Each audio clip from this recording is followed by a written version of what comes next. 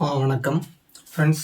PGTRB, PG assistant, SET examination and assistant professorship எக்ஸாமினேஷனுக்காண்டி prepare பண்ணிகிட்ருக்கோம். Previous வீடியோவில் வந்து பார்த்திங்கன்னா அந்த பிஜிடிஆர்பியில் இருக்கக்கூடிய அந்த சிலபஸில் பாலினாமியல்ஸ் பார்த்தோம். இன்றைக்கி வந்து பார்த்திங்கன்னா அந்த பாலினாமியல்ஸ்க்கு அடுத்து இருக்கக்கூடிய பீட்டா காமா ஃபங்க்ஷன் பார்க்க போகிறோம். இந்த பீட்டா காமா ஃபங்க்ஷன் வந்து பார்த்திங்கன்னா ரொம்ப ரொம்ப இம்பார்ட்டண்டான ஒன்று ஃப்ரெண்ட்ஸ். ஆக்சுவலாக வந்து பார்த்தீங்கன்னா இந்த செட் எக்ஸாமினேஷன் சிலபஸில் பார்த்தீங்கன்னா இந்த பீட்டா காமா ஃபங்க்ஷன் அப்படிங்கிறது வந்து டேரெக்டாக மென்ஷன் பண்ணிக்க மாட்டாங்க. ஆனால் வந்து பார்த்தீங்கன்னா இந்த சிஎஸ்ஐஆர் நெட் எக்ஸாமினேஷனில் இதிலிருந்து ஒரு டாபிக் கேட்டிருந்தாங்க. அதுவே அன்எக்ஸ்பெக்டட் கொஸ்டின். ஸோ அதனால் வந்து பார்த்தீங்கன்னா பிஜியில் எல்லாமே என்னென்ன படிக்கிறோமோ அது எல்லாமே வந்து பார்த்தீங்கன்னா செட் எக்ஸாமினேஷனுக்கும் சரி நெட் எக்ஸாமினேஷனுக்கும் சரி அந்த சிலபஸை பேஸ் பண்ணிக்கக்கூடிய அசிஸ்டன்ட் ப்ரொஃபஸர்ஷிப் எல்லாத்துக்குமே வந்து கேட்கறதுக்கு நிறையவே சான்ஸ் இருக்குது. நம்ம இதில் கூடிய இந்த நிறைய ஃபார்மேட் எல்லாமே வந்து பார்த்திங்கன்னா நம்ம தமிழ்நாடு லெவலில் எக்ஸாமினேஷன் எப்படி வந்து அதை அப்ரோச் பண்ணி அந்த கொஸ்டின்ஸ்லாம் எடுத்துருக்காங்க அப்படிங்கிறதெல்லாம் இம்பார்ட்டன்ஸ் கொடுத்து எடுத்துருக்கிறேன். இது கூடிய மேக்ஸிமம் இதுவே வந்து பார்த்திங்கன்னா ரொம்ப ஃபில்டர் பண்ணி எடுத்தது. இன்னும் நிறைய வளவளம் அதெல்லாம் பெரும்பாலும் கேட்கறது இல்லை. நமக்கு எது வந்து எக்ஸாமினேஷனுக்கு தேவையோ அதை மட்டும் எடுத்து லிஸ்ட் அவுட் பண்ணியிருக்கு. எல்லாமே வந்து ஃபார்முலா தான். ஸோ அதனால் வந்து பார்த்திங்கன்னா இதில் கூட எல்லா ஃபார்மேட்டையும் நீங்கள் நோட் பண்ணி வச்சுக்கோங்க. ரொம்ப ரொம்ப யூஸ்ஃபுல்லாக இருக்கும். இதுக்கு முன்னாடி நம்ம வந்து 2021 பிஜிடிஆர்பி எக்ஸாமினேஷனுக்கு ஒரு வீடியோலாம் போட்டிருப்போம். அதுலேயே இது மாதிரி பீட்டா காமா ஃபங்க்ஷன் எழுதியிருப்போம். ஆனால் அந்த இதில் வந்து நாங்கள் கொடுத்துக்கூடிய எல்லா ஃபார்மேட்டும் வந்து பார்த்தீங்கன்னா H K Dass book, mathematical physics H K Dass புக்கை பேஸ் பண்ணி எடுத்தது.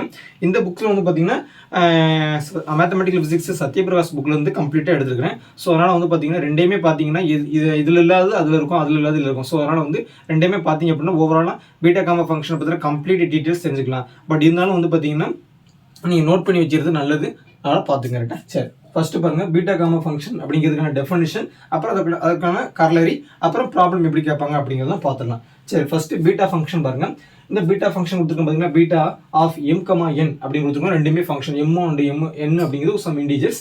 அதனால் பாருங்க integral 0 to 1 x power m minus 1 into 1 minus x power n minus 1 into dx. இதில் எம்மும் என்னும் வந்து பார்த்தீங்கன்னா கிரேட்டர் தென் 0வாக இருக்கணும். அதாவது 0 ஓரட்டி மைனஸ்லேயே இருக்கக்கூடாது. ஏன்னா வந்து 0 விட அதிகமாக இருக்கும்னு சொல்லியிருக்காங்க. ஸோ அதனால் வந்து எம்மும் இன்னும் வந்து பார்த்தீங்கன்னா 1, 2, 3 இந்த மாதிரி இருக்கணும். அதாவது 0 விட அதிகமாக இருக்கும் அர்த்தம். சரி, இந்த பீட்டா காமா அந்த பீட்டா ஃபங்க்ஷன் பார்த்தீங்கன்னா இந்த பீட்டா ஃபங்க்ஷனுக்கு அதுக்கு இன்னொரு பேர்னு பார்த்தீங்கன்னா திஸ் இஸ் ஃபர்ஸ்ட் யூலேரியன் ஃபங்க்ஷன். ஆக்சுவலாக வந்து பார்த்தீங்கன்னா ஃபர்ஸ்ட் யூலேரியன் ஃபங்க்ஷன் தான் வந்து பார்த்தீங்கன்னா பீட்டா ஃபங்க்ஷன். அப்போ செகண்ட் யூலேரியன் ஃபங்க்ஷன் தான் வந்து பார்த்தீங்கன்னா காமா ஃபங்க்ஷன். இதெல்லாம் மேபி உன்னோட ட்விஸ்டாக கேட்டாங்கன்னா எழுதுறதுக்கு நம்ம ரெடியாக இருக்கும். ஸோ அதனால் வந்து ஃபர்ஸ்ட் யூலேரியன் ஃபார்முலா அப்படிங்கிறது பீட்டா ஃபங்க்ஷன், செகண்ட் யூலேரியன் ஃபங்க்ஷன் வந்து பார்த்தீங்கன்னா காமா ஃபங்க்ஷன். ரைட்டா? சரி, அப்போ இந்த காமா ஃபங்க்ஷன் பாருங்க, காமா என் இந்த மாதிரி ஒரு இது போட்டிருந்தோம் அப்படின்னா குக்கி மாதிரி போட்டிருந்தோம்னா அது gamma. Gamma n is equal to integral 0 to infinite e power minus x power n minus 1 into dx அப்படிங்கிறது பார்த்தீங்கன்னா காமா n அப்படின்னு அர்த்தம். அப்போ இதுவும் வந்து பார்த்தீங்கன்னா n வந்து கிரேட்டர் தென் 0வா இருக்கணும். சரி, ரைட். இதை வந்து பார்த்தீங்கன்னா செகண்ட் யூலேரியன் ஃபங்க்ஷன். ஃப்ரெண்ட்ஸ், இதில் வந்து பார்த்தீங்கன்னா இந்த மூணுமே நீங்கள் ஞாபகம் வச்சுக்கணும் அவசியம் கிடையாது. ஜஸ்ட் இதை ஞாபகம் வச்சுட்டா போகணும். அது என்னன்னு பாருங்க, பீட்டா ஆஃப் எம் கமா என் அப்படிங்கிறது வந்து பார்த்தீங்கன்னா எதுக்கு ஈக்குவலாக இருக்குன்னு பார்த்தீங்கன்னா n minus 1 factorial m minus 1 factorial divided by n plus m minus 1 the whole factorial.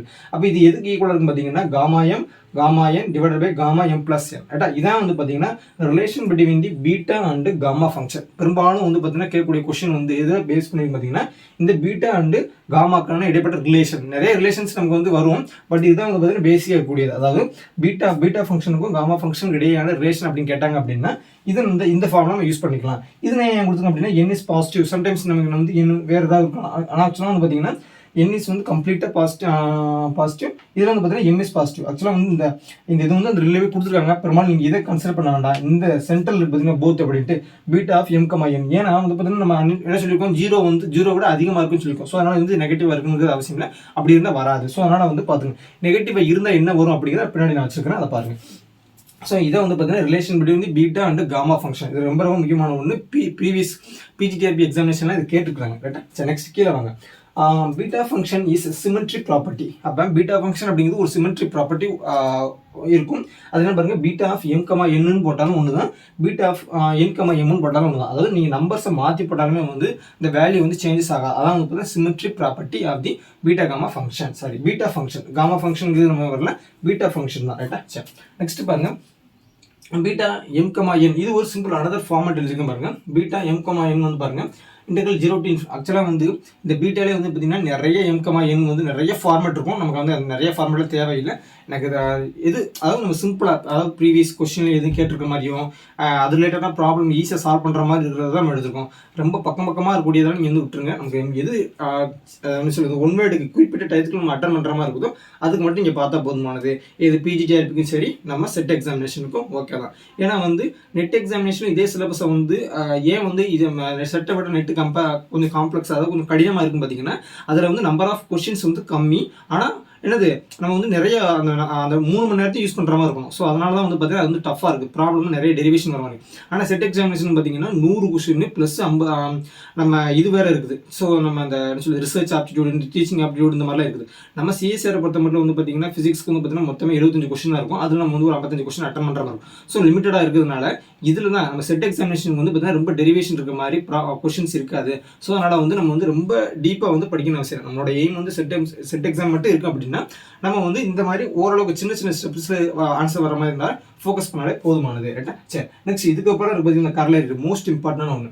அப்போ காமா என் அப்படிங்கிறத வந்து எப்படி நம்ம சிம்பிளிஃபை பண்ண பாருங்க. Gamma n equal to n-1 into gamma n-1. இதான் வந்து பார்த்தீங்கன்னா ரொம்ப பேசிக்காக கூடிய சிம்பிளான ஃபார்மேட். இதுக்கு காமா என்ன ரிலேஷன்.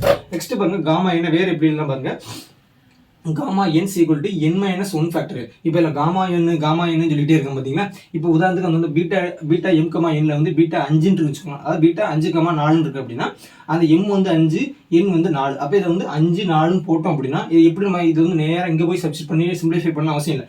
டேரெக்டாக இதில் போட்டுடலாம். அப்போ காமா அப்படிங்கிறது காமா 5 அப்படின்னா என்ன வருவாங்க 5 - 1 4. அப்போ 4 ஃபேக்டோரியல் 4 ஃபேக்டோரியல் தான் ஆன்சர். ஸோ அதனால் வந்து பார்த்தீங்கன்னா இது ரொம்ப இம்பார்ட்டன்டான ஒன்று. அப்போ gamma n equal to n-1 the factorial. அப்போ இது அனதர் ஃபார்மேட் எப்படி தான் பாருங்க gamma n+1 by n divided by n. இதுவும் வந்து பார்த்தீங்கன்னா இந்த ஃபார்மேட் தெரிஞ்சிச்சு அப்படின்னா இந்த gamma half divided by gamma minus half இல்லைன்னா ரிலேஷன் நம்ம பார்த்துடலாம். சரி, ரைட். அப்போ இதுவும் அனதர் ஃபார்மேட் தான். நெக்ஸ்ட் பாருங்க காமா 0. அப்போ காமா 0 எப்படி வரும்போது ஆக்சுவலாக வந்து காமா 0க்கு வேல்யூ கிடையாது. அதான் பார்த்தீங்கன்னா இன்ஃபைனைட். நிறைய வேல்யூ அதாவது அதை சொல்ல முடியாத வேல்யூ அதான் பார்த்தீங்கன்னா இன்ஃபைனைட். அப்போ காமா 0 = இன்ஃபைனைட். அதே மாதிரி காமா -n இன்ஃபைனைட் தான். ஸோ அதாவது இதில் மதிப்பு இல்லை அப்படின்னு அர்த்தம். ஸோ அதனால தான் வந்து பார்த்தீங்கன்னா இந்த இடத்துல வந்து 0 m,n வந்து அந்த இடத்துல m,n வந்து நமக்கு வந்து 0 விட அதிகமாக இருக்கணும் அப்படிங்கிறத மீனிங்கே. சரி, ஏன்னா 0 மைனஸ் அப்படின்னால என்னது 0 விட கம்மின்னு அர்த்தம். ரைட். நெக்ஸ்ட் கீழே வந்து இதெல்லாம் வந்து பார்த்தீங்கன்னா மோஸ்ட் இம்பார்ட்டன்ட். இந்த 4 ப்ராப்பர்ட்டியுமே வந்து குவாண்டம் மெக்கானிக்ஸில் நம்ம யூஸ் பண்ணுவோம். இந்த குவாண்டம் மெக்கானிக்ஸில் WKB அப்ராக்சிமேஷன், பெர்டர்பேஷன் தியரி, அதே மாதிரி வந்து பார்த்தீங்கன்னா இந்த மாதிரி விஷயங்களும் நம்ம யூஸ் பண்ணுவோம். அப்போ அந்த பெர்டர்பேஷன் தியரிக்கும் WKB அப்ராக்சிமேஷன் அப்புறம் ஸ்கேட்டரிங் தியரி இது மாதிரி எல்லாத்துக்குமே வந்து இந்த ஃபார்மேட் தான் நம்ம யூஸ் பண்ணுவோம்.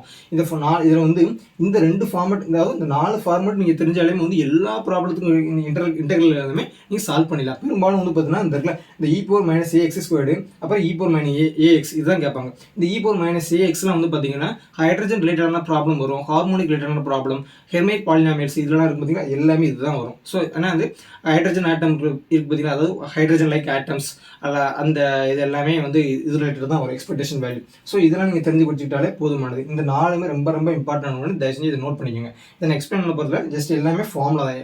இந்த பீட்டா காமா ஃபங்க்ஷன் கூடிய இந்த கரலேரி தான் இது எல்லாமே. சரி, நெக்ஸ்ட் இங்கே வாங்க. அதுக்கடுத்து இம்பார்ட்டன்டான ஒன்று இதுதான் வந்து பார்த்தீங்கன்னா ஒரு இந்த கொஸ்டின் தான் வந்து பார்த்தீங்கன்னா சிஎஸ்ஆர் நெட் எக்ஸாமினேஷனில் கேட்ட கொஸ்டின். இதெல்லாம் அன்எக்ஸ்பெக்டட் கொஸ்டின். ஆக்சுவலாக இந்த கொஸ்டின் எங்கே கேட்குறாங்க பார்த்தீங்கன்னா பாரதாஸ் யூனிவர்சிட்டி. இந்த கொஸ்டின் வந்து பார்த்தீங்கன்னா பாரதாஸ் யூனிவர்சிட்டியில் ப்ரீவியஸாக கேட்ட கொஸ்டின் அவங்க செமஸ்டர் எக்ஸாமினேஷன். ஸோ அதெல்லாம் எப்படி இம்பார்ட்டண்டாக இருக்குது அப்படிங்கிறத நீங்கள் தெரிஞ்சுக்கலாம். சரி, நெக்ஸ்ட் இங்கே வாங்க. ரிலேஷன் பற்றி வந்து காமா எம் காமா 1-m இடைப்பட்ட ரிலேஷன் பாருங்கள் π/sin mπ. இதுவும் கேட்டிருந்தாங்க இதில் நம்ம பிஜிடிஆர்பி எக்ஸாமினேஷன். சரி, நெக்ஸ்ட் பாருங்கள் காமா 0.5. காமா 0.5 அப்படிங்கிறது ஹாஃப். அப்போ காமா ஹாஃப் √π. காமா ஹாஃபுக்கு வந்து நீங்கள் வேலை இல்லைன்னு நினச்சக்கூடாது. அப்போ காமா அரைக்கு வந்து பார்த்தீங்கன்னா √π. அப்போ மைனஸ் அரைக்கு என்ன பாருங்க காமா -0.5க்கு வந்து பாருங்க -2 √π இருக்குது. ஆக்சுவலாக வந்து பார்த்தீங்கன்னா நம்ம இந்த இடத்துல என்ன சொல்லிப்போம் பார்த்தீங்கன்னா 0 எண்ணு வந்து பார்த்தீங்கன்னா 0 விட அதிகமாக இருக்கணும் அப்படின்னு நம்ம சொல்லியிருப்போம். ஆனால் இந்த இடத்துல வந்து பாருங்கள் மைனஸ் இருக்குது. அப்போ இது வந்து நம்ம இந்த மாதிரி விஷயத்தை நீங்கள் சால்வ் பண்ணணும் அப்படின்னா என்ன வரும் பார்த்தீங்கன்னா இந்த மாதிரி இதுக்குன்னு செப்பரேட்டான ஃபார்மேட் இருக்குது. அதை நான் இதில் எழுதலாம் நமக்கு தேவையில்ல. ஜஸ்ட் இது வந்து அந்த கிராஃப் மூலமாக பார்த்தீங்கன்னா அந்த கிராஃபில் வந்து பார்த்தீங்கன்னா ரிலேஷன் மூலமாக டேரெக்டாக கொண்டு வந்திருப்பாங்க. நெக்ஸ்ட் வந்து பார்த்தீங்கன்னா இந்த ரிலேஷன் இருக்கும் பார்த்தீங்கன்னா இந்த மாதிரி ரிலேஷன்ஸை நீங்கள் அப்ளை பண்ணாலுமே இது வந்துடும். ஆக்சுவலாக நம்ம இந்த இன்டெகிரல் தான் இப்படி போட முடியாது இந்த இடத்துல என்னில், பட் இந்த மாதிரி ஃபார்மேட்டை நம்ம கொண்டு வரலாம். அதே மாதிரி 3/2 5/2 இந்த மாதிரி வேல்யூஸ் எல்லாமே இதில் காமால போட்டு நம்ம சப்ஸ்டிட் பண்ணி கொண்டு வரலாம். ஆனால் இந்த இடத்துல மட்டும் எப்படி பார்த்தீங்கன்னா என்னை விட இன்னும் வந்து 0 விட அதிகமாக இருக்கும் அப்படிங்கிறத புரிஞ்சுக்கணும். சரி, நெக்ஸ்ட் இதே மாதிரி பாருங்க -3/2 பாருங்க 4√π/3 இதெல்லாம் பார்த்தீங்கன்னா நம்ம இன்டெகிரலில் போட்டாலே வந்துடும். சரி, அதெல்லாம் பார்த்தோம். நெக்ஸ்ட் பாருங்க இது வந்து காமா ரூட்ன்ட்டு பாருங்க gamma 1 + m into gamma 1 - m இதுக்கு ரெண்டு கிடைப்பட்டது பாருங்க m times of π/sin mπ. இது பாருங்க இந்த இந்த இந்த ஃபார்மேட்டுக்கும் இந்த ஃபார்மேட்டுக்கும் என்ன வித்தியாசம் பாருங்க, ஜஸ்ட் மேலே m இருக்குது, இதில் பாருங்க 1 + m இருக்குது, இங்கே m மேலே போட்டுருக்கோம், அவ்வளோ ரெண்டுமே சேம் தான் பார்த்துங்க. நெக்ஸ்ட் பாருங்க காமா இந்த இடத்துல இந்த வேல்யூவும் இந்த வேல்யூலாம் எதை கண்டுபிடிச்சலாம் பார்த்தீங்கன்னா இதை கண்டுபிடிச்சலாம். ரைட்டா, இப்போ காமா n-1/nக்கு வந்து என்ன ஃபார்ம் பாருங்க 2π பவர் n-1/2 √n அவ்வளோதான். இதுதான் சிம்பிள் ஃபார்மேட்.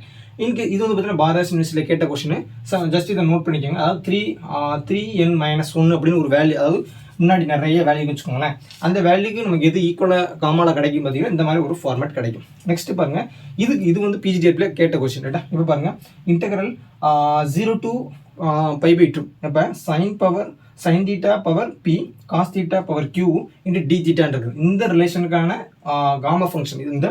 இப்போ இந்த மாதிரி உதாரணத்துக்கு sin power 6 sin cos power 5 கொடுத்தாங்கன்னா நம்ம வந்து ட்ரிகோனோமெட்ரியில் இன்டெகிரேஷன் பண்ணி பண்ணணும், ரொம்ப வந்துகிட்டே இருக்கும், அதெல்லாம் கொஞ்சம் கஷ்டம். ஸோ அதுக்கு சிம்பிளிஃபிகேஷனாக இது பார்த்தீங்கன்னா இந்த மாதிரி ஃபார்மேட், இதை டேரெக்டாக நம்ம இன்டீஜர் நம்பர்ஸை மட்டும் போட்டாலேயும் ஆன்சர் கிடச்சிடும். ஸோ அதனால் இதில் ஒரு advantages of the gamma function. ரைட்டா, நெக்ஸ்ட் வாங்க, இந்த தான் ரொம்ப ரொம்ப முக்கியமானது எக்ஸாமினேஷனில் கேட்டது. இப்போ பாருங்க βm, n அப்படின்னு வந்துச்சு அப்படின்னா அது எதுக்கு ஈக்குவலாக இருக்கும் பாருங்க βm + 1 n. இப்போ இருப்பாங்க இதில் m+1 இருக்குது, இதில் n+1 இருக்குது. அப்போ இதில் ரெண்டுமே நம்ம ஆட் பண்ணோம் அப்படின்னா எதுக்கு ஈக்குவலாக பார்த்தீங்கன்னா βm, nக்கு ஈக்குவலாக இருக்கும். ஸோ இது வந்து சேஞ்சஸ் ஆகாது அப்படிங்கிறது முக்கியமான பாயிண்ட். நெக்ஸ்ட் பாருங்க அதே மாதிரி βm, n அப்படிங்கிறது பார்த்தீங்கன்னா βm, n+1 போட்டோம் அப்படின்னா m + n/n. சம்டைம்ஸ் வந்து பார்த்தீங்கன்னா இந்த பக்கத்தை நம்ம கொடுத்துட்டு இது எதுக்கு ஈக்குவலாக இருக்குது அப்படின்னு கேட்பாங்க. சம்டைம்ஸ் βm+1 இல்லாட்டி βn+1 அப்படிங்கிற மாதிரி மாற்றி கேட்பாங்க. அதனால் இந்த ஃபார்மேட்டை நீங்கள் நோட் பண்ணி வச்சுக்கணும். நெக்ஸ்ட் கீழே வாங்க βx+1, y இதில் பாருங்க βx, y+1 இந்த மாதிரி இருந்துச்சுன்னா இந்த ரைட் ஹேண்ட் சைடில் என்ன பாருங்க இந்த டினாமினேட்டர் பாருங்க x+y சேமாக இருக்குது. அதே மாதிரி பாருங்க இந்த ரைட் ஹேண்ட் சைடில் βx, y சேமாக இருக்குது. அப்போ மேலே மட்டும் என்ன பாருங்க எக்ஸும் ஒய் மட்டும் தான் சேஞ்சஸ் ஆகிருக்குது. அப்போ இந்த இடத்துல ஏன் எக்ஸ் வந்து பாருங்க x+1 பக்கத்தில், அதாவது இந்த x+1 இருக்கிறதுனால இந்த இடத்துல எக்ஸ் போட்டிருக்கோம். அதே மாதிரி y+1 இருக்கிறதுனால வந்து ஒய்யும் போட்டிருக்கோம். இதெல்லாம் வந்து பார்த்தீங்கன்னா நமக்கு டெரிவேஷன்ஸ் எதுவுமே தேவையில்லை, நமக்கு ஜஸ்ட் இந்த கர்லர் மட்டும் ஆன்சர் தெரிஞ்சால் போதுமானது. ஏன்னா ஒன்வேல வந்து டேரெக்டாக இப்படி தான் கேட்பாங்க. அதனால் வந்து இதை குழம்பிடக்கூடாது, இதை நோட் பண்ணி வச்சுக்கோங்க. இது சந்தேகம் தான் மறக்காமல் கமெண்ட் பண்ணுங்கள். மறக்காமல் டெலிகிராம் சேனல் ஜாயின் பண்ணிக்கோங்க. நெக்ஸ்ட் வீடியோவில் பார்க்கலாம். தேங்க்யூ.